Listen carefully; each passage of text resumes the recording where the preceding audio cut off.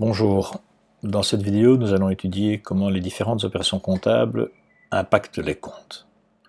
Pour cela nous allons examiner comment est organisé un compte dans la comptabilité et quelles règles doivent être appliquées pour comptabiliser une opération, quelle qu'elle soit.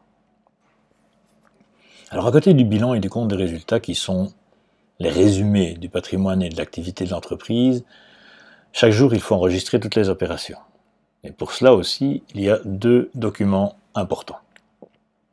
Le premier, c'est le livre-journal. Alors c'est un document qui reprend dans l'ordre chronologique toutes les opérations comptables qui ont été effectuées par l'entreprise.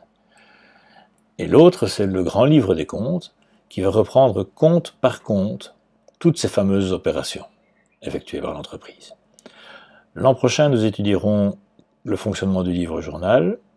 Nous allons nous concentrer dès aujourd'hui sur le grand livre des comptes.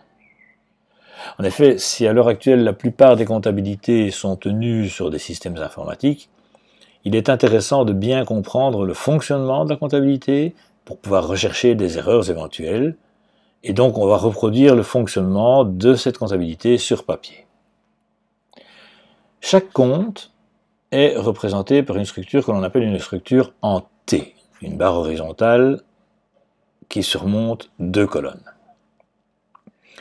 Au-dessus de la barre horizontale du T, on va indiquer le nom du compte et son code dans le plan comptable. Par exemple, dans le schéma que je vous montre ici, j'ai indiqué 10 capital souscrit. Sur la barre horizontale à gauche, on va inscrire la lettre D, qui veut dire débit. Et à droite de la barre, on va inscrire la lettre C, qui veut dire crédit. On va inscrire des montants des deux côtés, et lorsque l'on a inscrit un montant dans la colonne de gauche, cela se dira débiter le compte, alors que quand on inscrira un montant dans la colonne de droite, cela se dira créditer le compte. Cette terminologie, elle est importante, elle doit vraiment faire partie du vocabulaire, elle doit être connue. Maintenant, quand faut-il débiter ou créditer un compte?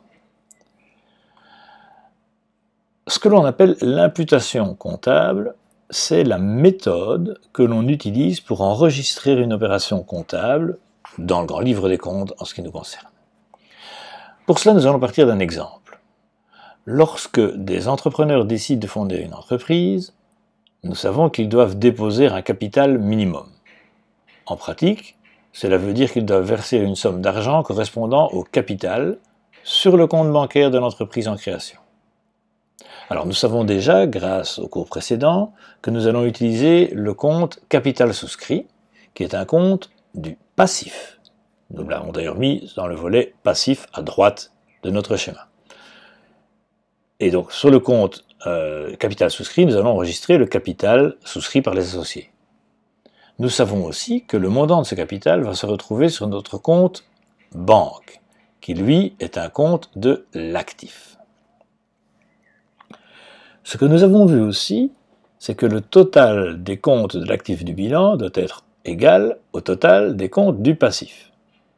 Nous savons aussi que chaque emploi, chaque utilisation, ne peut se faire que sur base d'une ressource. Par exemple, la ressource capital souscrit va être employée à mettre de l'argent sur le compte en banque. Pour chaque opération comptable, il y aura des ressources et des emplois pour des montants équivalents.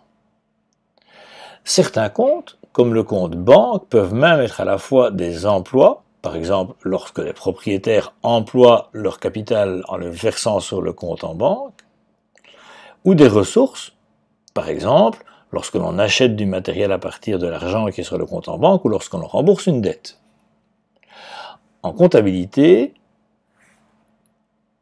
on débite un compte de ses emplois et on le crédite de ses ressources. Si vous voulez un petit truc mnémonique, regardez la deuxième lettre de débit et de crédit, elle va correspondre à E pour emploi et R pour ressources. Dans notre cas, lorsque les associés souscrivent un capital de 100 000 € par versement au compte banque, ils créent une ressource de 100 000 € en capital que l'on va créditer au compte capital. Cette ressource est employée à augmenter la valeur du compte en banque. Elle sera donc débitée sur le compte banque de l'entreprise. Ceci nous permet de donner les deux premières règles d'imputation comptable, des règles qu'il faut à la fois connaître, bien entendu, mais qu'il faut surtout savoir appliquer. Un compte du passif représente généralement une ressource. Les ressources s'inscrivent au crédit du compte. D'où la première règle, tout compte du passif augmente la valeur des ressources qu'il représente par inscription au crédit, tout compte de passif augmente par inscription au crédit. Un compte de l'actif représente principalement un emploi du patrimoine. Les emplois s'inscrivent au débit du compte, d'où la deuxième règle. Tout compte d'actif augmente la valeur des emplois qu'il représente par inscription au débit, ou sa version courte, tout compte d'actif augmente de valeur par inscription au débit. Prenez le temps de mémoriser et de comprendre ces deux règles. Nous allons poursuivre la découverte des règles de base en prenant un autre exemple. Le remboursement de 5 000 € d'un emprunt à long terme par un virement bancaire. Nous allons avoir besoin du compte dettes à long terme, un compte du passif, et du compte banque, un compte d'actifs que nous connaissons déjà. Alors, lors du remboursement d'une dette, la ressource qui permet de ce remboursement est la banque, et l'emploi qui en est fait de cette ressource, c'est la diminution de la dette. Nous allons donc inscrire les 5 000 € en emploi du compte dette, que nous débitons donc de 5 000 €. Nous avons diminué la valeur de la dette, qui est un compte de passif, par une inscription au débit. Notre compte bancaire, lui, est la ressource à partir de laquelle nous faisons le remboursement. Nous allons donc le créditer de 5 000 €. Nous avons diminué la valeur du compte bancaire, qui est un compte d'actifs, par une inscription au crédit. C'est ce qui nous permet de dériver les troisième et quatrième règles d'imputation. De nouveau, je vous les laisse découvrir. Donc, la troisième règle, les comptes du passif diminuent par inscription au débit et les comptes de l'actif diminuent par inscription au crédit.